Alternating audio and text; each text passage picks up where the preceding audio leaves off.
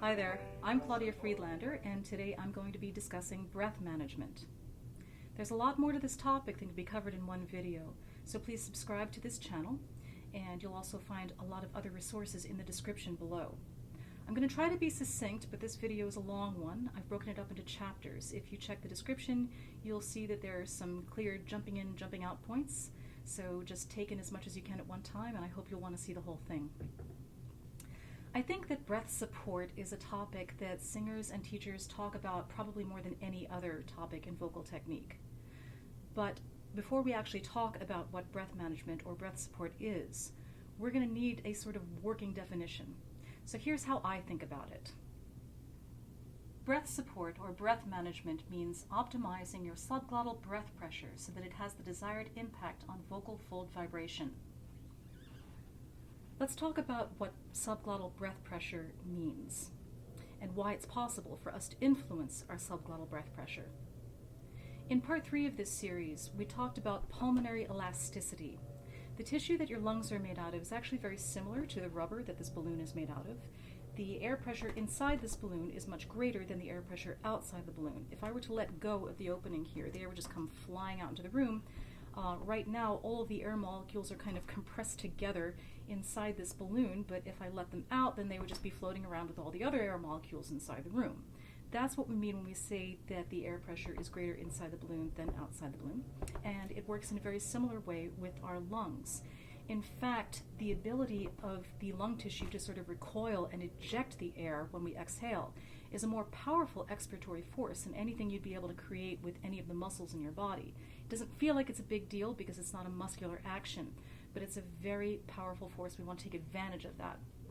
So how it works is that the more air I've got inside this balloon, the more air I've got inside my lungs, the greater the internal pressure of the balloon, and the more impact that it's possibly going to have on whatever we want to make vibrate.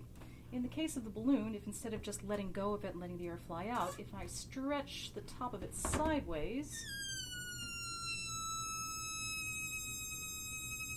then when the air escapes, it causes the edges of the rubber to vibrate together and produces that sound, which is very similar to what happens when we make vocal sound when we sing. We're just able to do it a little bit more elegantly. Your lungs are similar to this balloon in the sense that the more air inside your lungs, the greater the breath pressure inside your lungs. So you want to start by taking a well-coordinated full inhalation. We talked about that in part 2 of this series, and I'll just give you a quick recap of the anatomy here. If you want to take a well-coordinated full inhalation, what happens is that your diaphragm and intercostal muscles contract to draw air into your lungs while you keep your throat relaxed so that you can avoid gasping or any kind of friction noise in your throat. The more deeply you inhale, the more fully you expand your lungs, and the greater your subglottal breath pressure will be when you're ready to start exhaling or singing. Where the balloon is concerned, once I start letting air out of the balloon, there isn't really anything that I can do that will really impact the air pressure inside the balloon.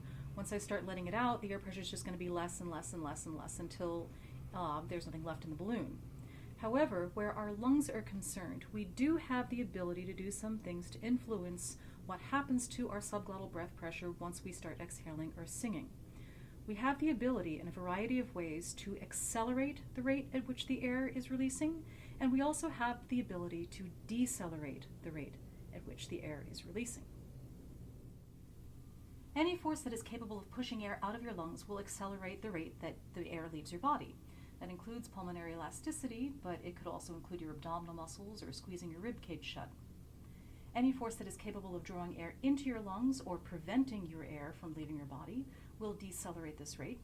That includes not only the muscles of inspiration, which are your diaphragm and intercostal muscles, but it also includes gravity, as well as anything that can create resistance to your airway, which could be your vocal folds, tension in the throat, mouth, articulators, and so on. By simultaneously engaging in the activities of inspiration and expiration, you're simultaneously speeding up and slowing down the rate at which the air leaves your body. This effectively compresses the air inside your lungs and increases your subglottal breath pressure. So now I need to augment my earlier definition of what breath management is to include the material we just talked about. Breath management is the process of optimizing subglottal breath pressure by balancing the forces of inspiration and expiration in order to have the desired impact on vocal fold vibration. When we talk about optimizing breath pressure, it's important to have an understanding of what optimal breath pressure is. Optimal doesn't mean as much as possible. I used to think that it did, but it doesn't, because you can have too much breath pressure. If you've got too much subglottal breath pressure, just trying to make more and more, lots of things can happen. For example, it may really distort your vibrato. You may see the veins and tendons on the sides of your neck stand out, and then your face turns red. So we need to have a good idea of what optimal means. Here's my idea of optimal subglottal breath pressure. If you take a full, well-coordinated, silent inhalation and then onset by releasing your breath freely and completely while keeping your throat supple and responsive, then the air pressure that is present at your onset, we're going to call that optimal. That bears repeating, and maybe a slide of its own. If you take a well-coordinated inhalation and then onset by skillfully and freely releasing your breath while keeping your throat supple and responsive, then the subglottal air pressure that creates your onset is what I will call optimal. This is why I created separate videos for how to inhale well and how to release your breath well. The ability to do both, these are prerequisites for being able to manage your breath. Breath support, breath management to me is not something that you do to start the sound. It's what you do to continue sustaining the sound once you've started, because you need to be able to sustain a certain level of breath pressure to be able to do what you want to do with your singing. So I will give you one final definition for what breath management means. Breath management is the process of sustaining optimal subglottal air pressure over the course of a phrase by balancing the forces of inspiration and expiration in order to have the desired impact on vocal fold vibration. Here's a sequence that will hopefully help you to experience what I'm talking about when I say that if you do a well-coordinated inhalation and release, then when you start singing, what happens on impact, on that onset, we're going to call that optimal subglottal breath pressure. So what I'd like you to do first is just practice inhalation. Practice inhaling fully and silently a couple times. Really feel your ribs expand. And you're going to keep your belly relaxed, and you're going to keep your throat relaxed if there's no noise on inhalation. Now, the next time you inhale, I would like you to just let your breath go and release it without doing anything to push it out and without having your voice respond. So just breathe and exhale. Try that again.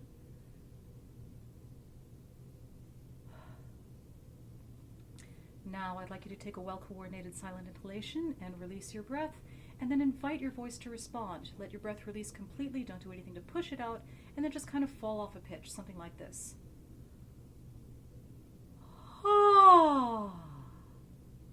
I'm starting the sound by just releasing my breath. I'm not doing anything to sort of set up my throat or do anything to move the air. I'm really just releasing my breath kind of like a sigh. Try that again, and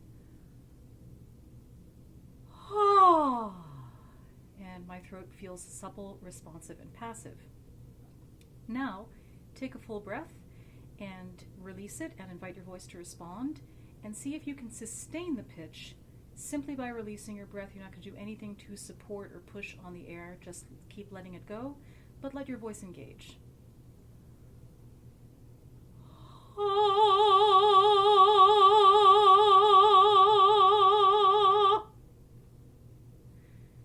Now, I promise you that I wasn't doing anything to support. I was really just releasing. The only resistance that was being created there was being provided by my vocal folds, which were vibrating passively. They were close enough together and free enough that they were able to respond to the way that the air was moving. And so I was able to take advantage of the subglottal breath pressure generated through a skillful inhalation. However, this can take some practice, especially the more experienced singers out there. If you've really trained yourself to mobilize something, mobilize your abs, mobilize your ribs, do something with your throat to start the sound, figuring out how to just relax that and not do that process can take some practice. So if you like, turn off the video, practice that, see if you can start the sound while keeping your throat relaxed and not doing anything to move the air other than just getting a really great breath and then letting it go.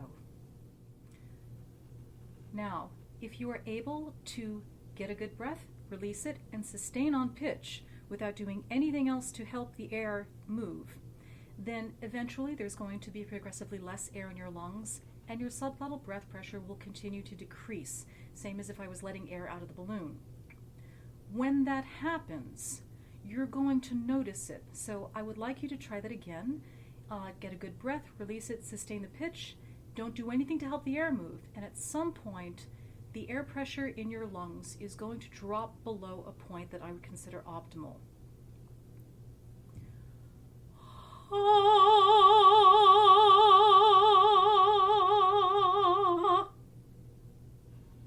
So what happened to me is that first I lost a little bit of pitch and my throat started feeling a little bit of shaky, and then the sound just stopped. So that's going to happen at some point in a phrase, no matter how full your lungs are, and no matter how well coordinated your throat is. If you're singing and singing and singing, at some point your breath pressure is no longer going to be of a level that it's going to be able to sustain your voice without you doing something. Now, that might not happen at all if it's a short phrase. And it might happen very late in the phrase, or it might not happen at all if you're very well coordinated, unless you're singing a phrase that's particularly arduous, or if there's a big high note that you need to sustain. But at some point you're going to notice that change, and that's what I'd like you to pay attention to. So practice that a couple of times, because it's at that point where you are no longer getting this advantage that you had on your onset, that then we have to talk about what you need to do to optimize your subglottal breath pressure, that you actually need to take action and do something. Here's the thing. Once your subglottal breath pressure drops below the point where you're going to be able to continue doing what you're doing, you know it. Instinctively, you're going to get some signal from your nervous system that you're not going to make it to the end of the phrase, or you're not going to be able to sustain the high note, you're not going to be able to execute that crescendo. And so that's the crucial moment. That's the moment where you need to have a strategy for your breath management, for your support, because if you don't have that built into your concept of technique and really habituated, what are you going to do? You're going to start pushing. I thought it was really interesting when I was first learning about singing that voice teachers all say support, but then they say don't push, and I was so curious about what the difference is. We're going to get into that later. But suffice it to say for now, supporting is what we want to do, what we're going to keep talking about. Pushing is what happens when you feel like you're at the end of the rope and you've got no choice other than to really drive hard with your abdominal muscles, or do something to tighten up your throat, squeeze your rib cage shut, and that's going to help you make it to the end of the phrase, but it's not going to feel great, and it's not going to sound as wonderful and be as expressive as if you're capable of skillfully maintaining that subglottal breath pressure so that you can do whatever you need to do with it.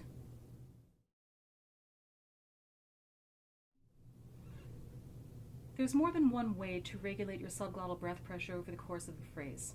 I'll talk to you a little bit now about how I go about it. You may be familiar with the term appoggio. If you type that into Google Translate, it will tell you that appoggio means support. But the verb appoggiare more closely translates to our verb to lean. And when you are supporting your breath well, it really does feel like you've got this, subtle sense of leaning on the air in your lungs, not collapsing on it, but that you've got something there that's going to really support you, support your tone. So when I sense that my pulmonary elasticity is done helping me provide the level of subglottal breath pressure that I need, the first movement that I'm going to execute is going to subtly decelerate my rate of airflow. What I'm going to do is I'm going to mobilize the muscles that have been maintaining good alignment, my rhomboids, my middle and lower trapezius. These are the muscles that keep the sternum in an elevated position. And I'm also going to begin to subtly and dynamically expand my rib cage, which is a counterintuitive thing. The ribs usually collapse when you exhale. So by engaging my shoulder stabilizers and by getting this subtle sense of expansion through the rib cage, what I'm actually doing is I am harnessing the forces of inhalation. This is going to help to resist the release of the air. It's going to decelerate the release of the air. And so it's going to create a little bit of compression and slightly increase the air pressure that's still inside my lungs. Now, in addition to that, if I feel like I need a little bit more, I'm also going to gently engage a sort of accelerating force by mobilizing the muscles of my abdomen and core. Now, let me be very clear. I'm not engaging my rectus abdominis, my six-pack, to sort of give an inward thrust. It's more of a global, all-around sense of engagement that is going to subtly accelerate the way that the air is releasing. And if I do this well, I'm going to be able to sustain the level of breath pressure that I need to be able to do everything that I need to do with the phrase.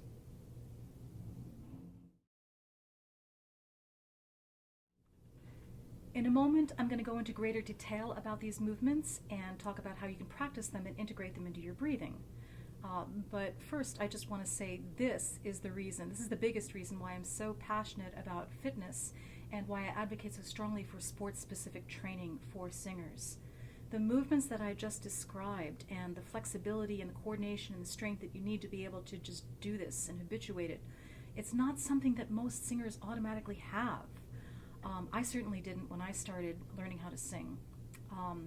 We don't just automatically develop this very specific ability to stabilize the shoulders and keep the ribs expanded and use the core musculature in a really balanced and subtle way, because you don't want to just, like I said, we're optimizing the subglottal breath pressure. We're not just maximizing it. So the kind of balance, strength, and coordination that you really need in your core to be able to do this well, this is something that is not really possible to describe or develop in the voice studio. You need to do it in the gym, or you need to use fitness tools to develop it. When I describe this process and what I want a student to do, it doesn't matter how eloquent I am about it. It doesn't even matter how skillfully I can demonstrate it for them. They're going to relate these instructions and movements to what their body is capable of doing. And so if they don't have this balance, strength, and coordination throughout their rib cage, shoulders, and core, they're going to mimic the movements that I make to the best of their ability, and they may be able to do some of them, but there's also a big risk that they're just going to get themselves all tied up in knots and create movements and tension that will just make breath management seem like it's a kind of stiff and effortful thing. And for me, it's really just sort of this sort of gradual, supportive, but subtle gradual movement that you engage in over the course of a phrase. So I'm going to give you some exercises that will help to condition the muscles of breath management, and I hope that you'll see what I'm talking about and incorporate this into your training regimen as well. The first thing that I'd like you to explore is stabilizing your shoulders. We're talking about engaging and strengthening your rhomboids and middle and lower trapezius. These are the muscles that get your shoulder blades to move together and down a little bit and retract. And this movement is also what enables you to keep your sternum in a high position. It's really great for good alignment. Alignment is so important for so many of the things that we do as singers. And so strengthening your rhomboids and your middle and lower trapezius is going to be great for your technique, not just for your breathing, but everything else that you do. The two movements that I'd like you to explore, one is called scapular retraction. That's more to just kind of mobilize and engage those muscles, feel where they are. And then I'd also like to encourage you to do some rear delt flies. You will find more resources for these exercises in the description below. This is an exercise to strengthen your intercostal muscles, the muscles between your ribs, that when you inhale, you expand your ribs. We usually don't need these muscles to attain any particular degree of strength, but if you want to keep your rib cage dynamically elevated while you're exhaling, you're going to need to exercise those muscles a little bit. It's kind of a strange thing to do to keep your ribs sort of feeling like they're expanding while you're exhaling. Normally the ribs come in when we exhale. I can't think of anything other than singing and maybe possibly playing some sort of wind instrument for which this particular movement would be useful. So it just takes some getting used to. What I'm going to do is tie a medium weight TheraBand around my ribs towards the bottom. This is where I'm going to be able to feel it the most.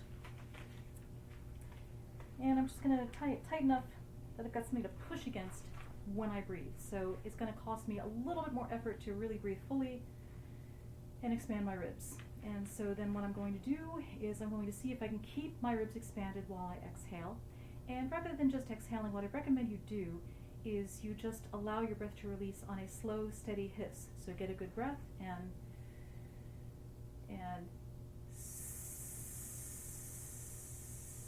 then keep your ribs pushing out against the bands throughout the course of your exhale. Now, you may find that you are not able to keep your ribs expanded very much at all, but the sensation, the feedback that you're getting from the band will tell you whether or not they're coming in a little bit slower than they might otherwise. Like any other strength training exercise, it takes time to be able to build up strength. You also don't need to build a whole lot of strength in your ribs. This is more about coordination. But having some sort of device to give you feedback so that you can tell that you are moving out rather than in can be very helpful. Now let's talk about your abdominal muscles and your core. It's so important that you develop balanced strength and flexibility throughout this whole area. People sometimes get concerned about working on the abs, that it's going to make it harder for you to sing, that if you get a really strong rectus abdominis or build up your six-pack, then it's just going to make it possible for you to push harder, and that if you get really strong in that area, then you're going to lose some flexibility and you won't be able to take a deep breath. So what you need to do is make sure that you balance out the musculature in that area and then stretch when you're done, because having a strong, balanced core is a huge asset for your singing, not just for your breathing, but also for stabilizing your technique during stage movement. Take a look at this illustration of the four main abdominal muscles, and you will see that they have major attachment points all over the rib cage. So what your abs are doing, it's going to have a really big impact on how you're breathing. You want to condition them so that what they're doing is in balance and what you want them to do. So I'm going to give you 4 exercises for your abs and core to make sure that you develop them in balance and not just do a million crunches. In fact, I'm going to save the crunches for last. I'd like you to start with a plank. And then I also recommend that you spend some time working on your Superman. Rotation moves are also very important. This is a cable rotation. And then the crunch, the classic abdominal exercise, and I recommend doing this on a stability ball, because if you do it on a stability ball, it really helps to mobilize and engage all of the other muscles of your core so that you stabilize the movement. Otherwise you're going to fall off the ball, whereas if you just do it on the floor, it's easier to cheat and you don't get as well-rounded a workout. These illustrations and photographs are from my book, Complete Vocal Fitness, A Singer's Guide to Physical Training, Anatomy, and Biomechanics, and there's more information on these exercises and how to pick up a copy of my book in the description as well. Now I invite you to repeat the exercise that we did earlier and incorporate some of these ideas of breath management. I would like you to get a full, silent, skillful inhalation. I would like you to release it completely. I'd like you to invite your nice relaxed throat to respond and sustain on a pitch. And then as you sustain, when you feel like the breath pressure is about to drop off, engage the muscles between your shoulder blades so that your sternum stays in an elevated position. See if you can subtly begin to feel an expansion through your rib cage. And then as things get more intense, see if you can allow the muscles of your core to mobilize. Again, the muscles in your shoulders and rib cage are going to exercise a subtle deceleration force on the way the air is releasing, and then you can bring in the muscles of your core to provide a little bit of extra acceleration. So,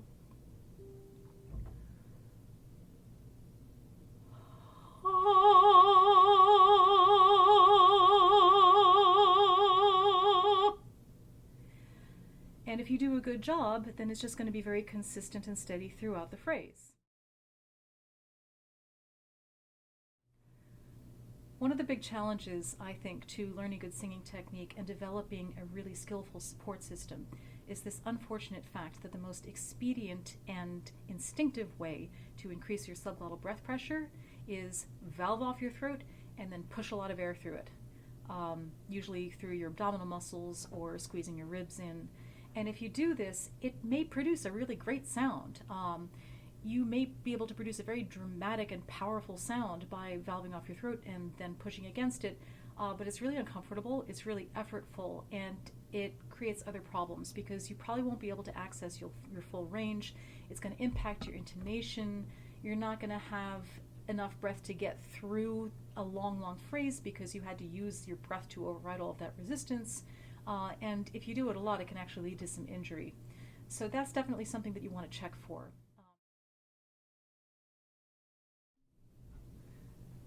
Thank you for hanging in there. You made it to this point in the video. I know that it's a long one, but this topic is so interesting and so tricky and so important for us to get right as voice teachers and singers. I myself did not learn breath management in any kind of an organized way. One of my early teachers was really good at teaching Appoggio, and so I learned the physical part of this, and I got really, really good at generating a lot of subglottal breath pressure. And the problem was that at that time, I still had all kinds of entanglement and resistance in my throat. I had a lot of tongue tension, and so I got really, really good at being able to blast through this resistance. So when I finally found a teacher who was able to help me sort of take all of that apart and relax and re-coordinate what I was doing with my throat and my articulators, I wasn't doing anything in terms of support for a long time. I was just trying to release the breath and get everything to sort of relax and bring things into balance.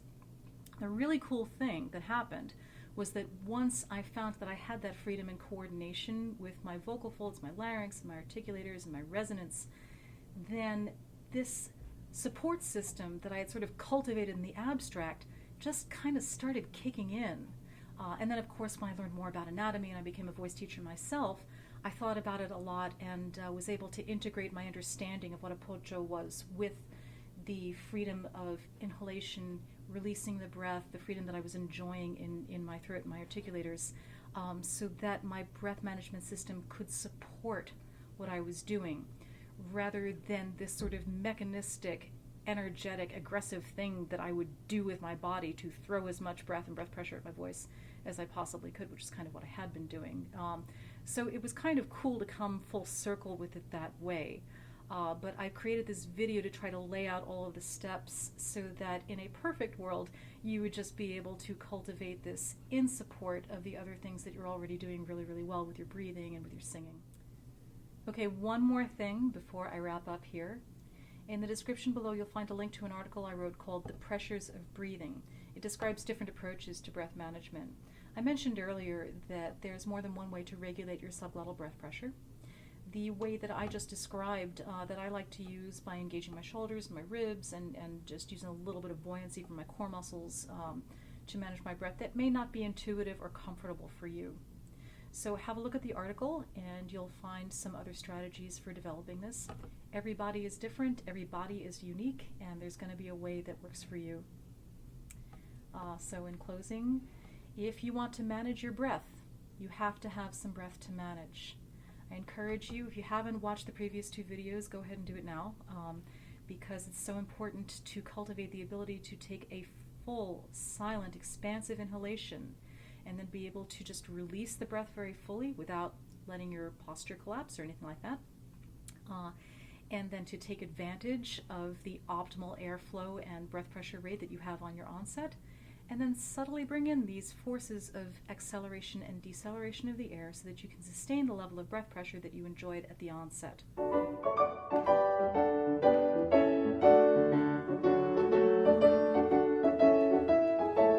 Aus alten Märchen winkt es hervor mit weißer Hand, da singt es und da fliegt es von einem Zauberland, wo bunte Blumen